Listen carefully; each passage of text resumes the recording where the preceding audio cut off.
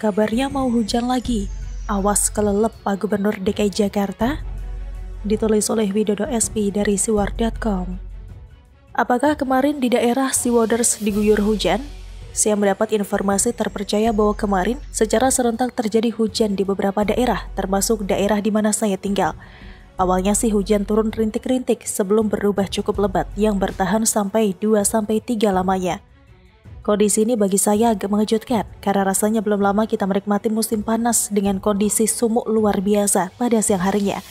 Lah kok sesekali masih hujan saja. Beberapa hari ini langit juga terlihat mendung pada waktu-waktu tertentu, pertanda sewaktu-waktu hujan bisa turun membasahi bumi. Bicara soal hujan biasanya kita mengingat dua daerah, yakni Bogor yang dikenal sebagai daerah yang basah karena lebih sering hujan daripada panasnya. Masih nggak sih dikenal sebagai kota hujan? Dan satu lagi tentunya DKI Jakarta. Sudah menjadi rahasia umum bahwa Jakarta ini sekalipun sedang dalam kondisi kering dan panas, tetapi mendadak bisa mendapat kiriman air secara gratis dan melimpah ketika Bogor terjadi hujan lebat sampai air sungai meluap. Tanpa permisi air langsung dikirim saja memenuhi kali-kali yang ada di Jakarta, terutama yang sejurusan dengan aliran sungai yang ada di hulu sana. Dan kita semua tahu bahwa sampai detik ini program penanggulangan banjir sepeninggal Gubernur Ahok yang sempat diteruskan oleh Pak Jarot masih jalan di tempat alias tidak ada progres apa-apa. Mau membenahi juga rasanya sukar untuk diwujudkan karena dengar-dengar duitnya sudah menipis, kalau tidak bisa disebut sudah habis. Jangan-jangan duit yang ada di APBD Jakarta saat ini adalah hasil duit utangan dari pemerintah pusat. Selain itu program penjagaan banjir, apapun namanya itu jelas membutuhkan rencana yang jelas, terukur dan yang tidak kalah pentingnya didasari dari niat yang tulus untuk mencegah kembali tergenangnya wilayah ibu kota Indonesia itu setiap kali musim penghujan tiba. Yang tentu saja persiapannya dilakukan jauh sebelum musim penghujan tiba. Kisaran bulan Mei sampai Agustus mungkin bisa dibilang waktu yang tepat jika mengingat bahwa April sampai Oktober biasanya secara umum curah hujan tidak akan tinggi. Itu kata guru sekolah saya dulu, yang semakin kesini rasanya sudah tidak akurat lagi dijadikan sebagai tolok ukur mengenai kondisi cuaca yang semakin tidak menentu. Namun, secara umum sedikit banyak masih bisa dipakai sebagai patokan awal, sambil berkonsultasi misalnya ke Badan Meteorologi, Klimatologi, dan Geofisika atau BMKG, sekedar ingin memastikan saja. Namun saya kok belum mendengar ada program lanjutan terkait normalisasi, naturalisasi, atau apapun sebutannya, supaya nanti ketika di Jakarta mulai dihajar banjir lagi, dampaknya tidak akan terlalu mengerikan seperti yang kerap terjadi selama 4 tahunan ini. Khususnya sejak Anies Sandi dilantik pada 2017 lalu. Melihat situasi ini saya hanya khawatir, apalagi membaca bahwa beberapa hari ini daerah Jakarta akan diguyur hujan lagi, yang kemungkinan diikuti hujan di daerah-daerah sekitar yang kerap mengirimkan air berlimpah secara gratis lagi.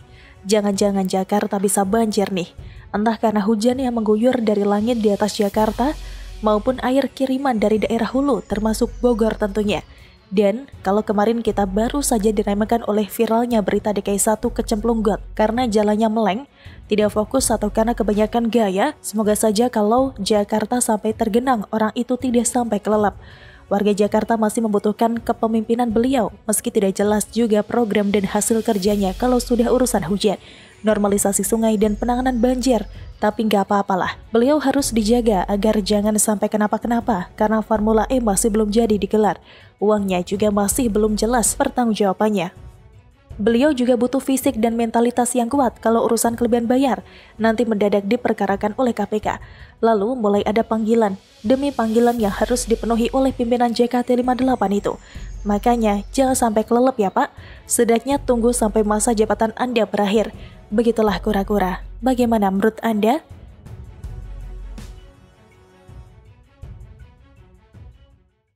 Anies dan Riza tidak kompak lagi dalam memberikan keterangan. Bukan kali pertama terjadi. Akankah ini pertanda runtuhnya Anies? Ditulis oleh tim redaksi jurnal dari berbagai sumber. Gubernur DKI Jakarta Anies Baswedan dan Wakil Gubernur DKI Jakarta Ahmad Riza Patria kembali tidak kompak dalam memberi keterangan di depan publik. Lansir dari msn.com, kali ini ketidakkompakan keduanya terlihat pada penggunaan istilah sanksi hukuman untuk Holy Wings Cafe di Kemang, Jakarta Selatan yang melanggar protokol kesehatan penanganan COVID-19. Anies menyebut hukum yang dijatuhkan kepada Holy Wings adalah penutupan operasional sampai pandemi COVID-19 selesai. Kata Anies, pada Kamis 9 September 2021, kami akan melakukan tindakan dan pelanggaran-pelanggaran seperti yang dilakukan Holy Wings kemarin. Itu tidak akan dibiarkan dan ditutup sampai pandemi selesai. Makanya saya katakan ini pesan bagi semuanya. Malamnya, Riza mengoreksi Anies. Riza mengatakan penutupan operasional Holy Wings bukan sampai pandemi berakhir, tetapi sampai pembelakuan pembatasan kegiatan masyarakat atau PPKM selesai. Menurut Riza, berakhirnya pandemi COVID-19 belum bisa diprediksi dan bisa terjadi bertahun-tahun. Karena itu, sebutan sanksi penutupan sampai pandemi berakhir kurang tepat. Kata Riza, bukan sampai pandemi selesai, sampai PPKM selesai, kalau pandemi bisa bertahun-tahun. Perbedaan keterangan Anies dan Riza Patria di depan publik bukan baru kali ini saja terjadi. Sepanjang 2021, Kompas.com mencatatkan terjadi 5 kali. Awal tahun 2021, tepatnya pada 19 Januari, Riza menyebut Anies meminta pemerintah pusat turun tangan untuk mengambil alih penanganan COVID-19 di Jakarta, Bogor, Depok, Tangerang, dan Bekasi atau Jabodetabek. Kata Riza, Pak Gubernur berkoordinasi dengan pemerintah pusat, berharap nanti pemerintah pusat bisa mengambil alih memimpin. Yang dimaksudkan, kata Riza, adalah pemerintah pusat bisa menambah jumlah fasilitas kesehatan di daerah penyangga ibu kota, sehingga fasilitas kesehatan penanganan COVID-19 di DKI Jakarta tidak banyak terbebani masyarakat dari sekitar Jakarta. Topik itu menjadi pemberitaan ramai karena seakan Anies telah angkat tangan. Hingga akhirnya pada 8 Februari 2021, Anies mengeluarkan pernyataan yang membantah telah angkat tangan terhadap penanganan COVID-19 di Jakarta. Kata Anies, ingat waktu itu sempat ramai disebut Jakarta angkat tangan atau apa? Sama sekali bukan. Jakarta menginginkan agar daerah-daerah atau Bodetabek itu juga meningkatkan kapasitas untuk perawatan. Dan yang bisa membantu pemerintah pusat. Karena kami pun dibantu pemerintah pusat. Iya benar, dibantu pemerintah pusat. Tapi pada akhirnya yang klaim lu juga, Nis. Emang ya, ngelesnya pinter banget. Pernyataan yang tidak kompak juga terjadi ketika Riza Patria menyebut Provinsi DKI Jakarta mempertimbangkan opsi lockdown akhir pekan demi mengurangi penularan COVID-19. Pada 2 Februari 2021, Riza mengatakan Pemprov DKI sedang mendiskusikan dan meneliti opsi tersebut untuk diterapkan di Jakarta. Kata Riza, nanti tentu DKI Jakarta akan melakukan kajian analisa. Nanti Pak Gubernur juga memimpin rapat-rapat internal apakah usulan atau lockdown akhir pekan dari DPR Republik Indonesia ini dimungkinkan. 3 hari berselang, Anies membantah pernyataan wakilnya itu melalui siaran langsung video streaming di YouTube. Kata Anies, Jakarta tidak pernah merencanakan penerapan kebijakan lockdown akhir pekan. Berita tentang kebijakan lockdown itu adalah wacana yang berkembang di masyarakat dan media. Dia bahkan membantah tidak pernah mempertimbangkan karena menilai lockdown akhir pekan bukan solusi yang harus diambil. Larangan bawa kerabat saat kembali ke Jakarta. Pada Mei 2021, perbedaan pandangan kembali terjadi. Riza dengan jelas meminta kepada warga yang kembali dari aktivitas mudik untuk tidak membawa kerabat ke Jakarta. Kami mohon maaf bagi yang kembali ke Jakarta untuk tidak membawa kerabat seperti tahun-tahun selama ini. Dari dulu setiap habis lebaran itu yang pulang kampung membawa temannya, saudaranya ke Jakarta, ucap Riza. Riza mengatakan sebagai ibu kota, Jakarta sudah penuh sesak dan mungkin tidak bisa menampung orang lebih banyak lagi. Terlebih saat ini masa pandemi COVID-19, tidak banyak pekerjaan yang bisa didapat dari menurunnya perekonomian di Jakarta. Kata Riza, kami mengimbau, menyarankan di Jakarta sudah cukup padat sebagai ibu kota. Tapi lagi-lagi pernyataan ini dikoreksi oleh Anies. Kali ini Anies bicara di depan awak media sekaligus di depan Riza Patria, di depan lobi blog Balai Kota DKI Jakarta.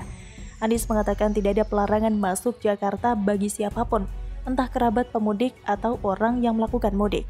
Kata Anies, saya ingin menggarisbawahi bahwa kebijakan Jakarta tidak pernah melarang orang masuk Jakarta. Karena Jakarta, kata Anies, merupakan milik warga Indonesia dan merupakan bagian dari Indonesia yang bisa didatangi kapan saja. Jadi ini bukan pelarangan masuk Jakarta, karena Jakarta bagian dari Indonesia. Siapa saja penduduk Indonesia bisa datang ke kota mana saja, kata Anies.